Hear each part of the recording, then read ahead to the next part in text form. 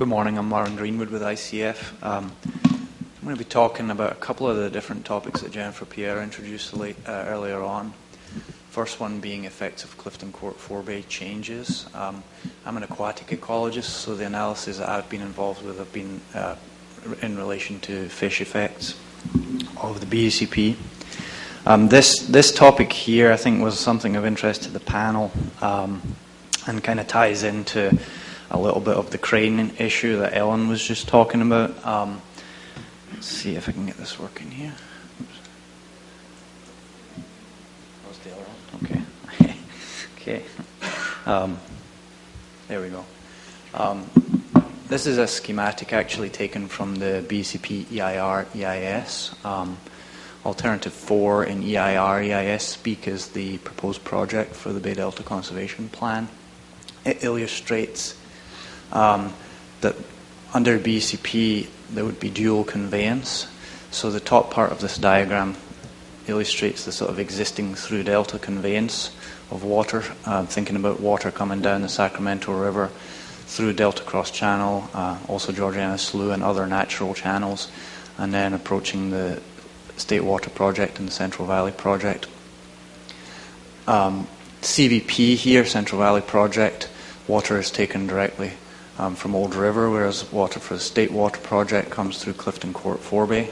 And then, of course, there are the fish salvage facilities, and ultimately the water is exported. Under BDCP, as you're probably familiar by now, there's a proposal for 3 intakes on the Sacramento River in the North Delta with associated sedimentation basins, intake pumping plants, and of course the major tunnel facilities to bring the water to the pumping plants in the South Delta.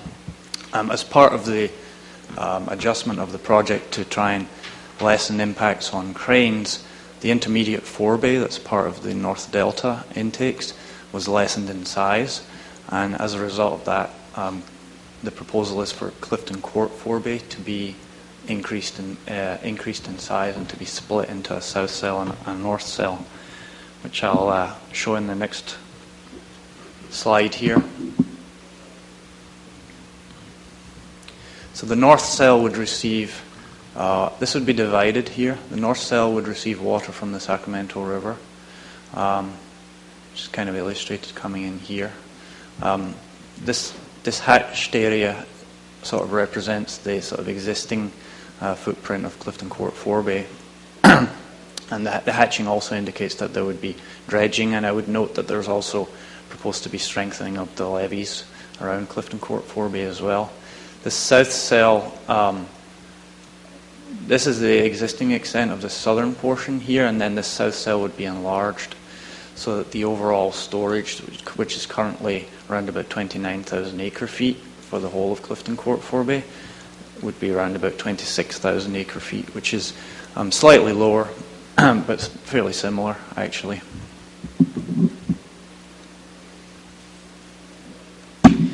With the result that for a given level of pumping under BDCP from the South Delta, the effects, we assume that the effects would be fairly similar as far as on fish passing through that south cell, as opposed to the existing configuration, but with the larger, if there was a larger intermediate forebay, which is the previous proposal for that. So that in a nutshell is just a few slides there on Clifton Court Forebay.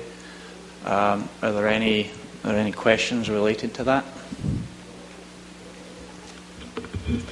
One of the things that I saw was that you were dividing the north cell and the south cell. I saw an indication that you were going to try to keep fish out of the north cell. What is that proposal? How are you planning on doing that? Keeping fish out of the north cell would purely be a function of the fact that this water here is just coming from the north intakes. So those are screened. There will be presumably some fish in there, okay. The smallest ones that can actually get through those screens, presumably as larval fish, and can survive passage to the north cell. But essentially this would be as fish-free as it can be based on the screening in the North Delta, but this would be separate here. What if you have a fisherman that decides to go fishing in the south cell and doesn't like his fish and tosses it into the north cell? that could well happen. Yeah. Okay. Is the concern regarding possible predation in the North Cell? That's I mean, my essentially, question, yeah. the North Cell water should be regarded as kind of fish-free of covered fish species because of the screening on the North Delta intakes. Okay. There may well be smaller individuals that make it through and grow and so on, but yeah, I think it's largely hoped to be much less fish in there. Okay, thank you. I don't believe that they allow fishing right now in the Forebay. Oh, sorry.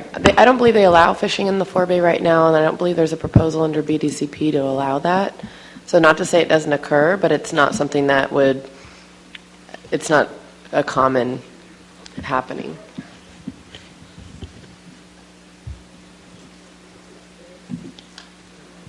Okay, if there's no other comments on that portion, I'll move on to the assessment of far-field hydrodynamic changes in the North Delta and effects on fish. As Jennifer noted earlier on, this is quite a large emphasis for us today in the presentation.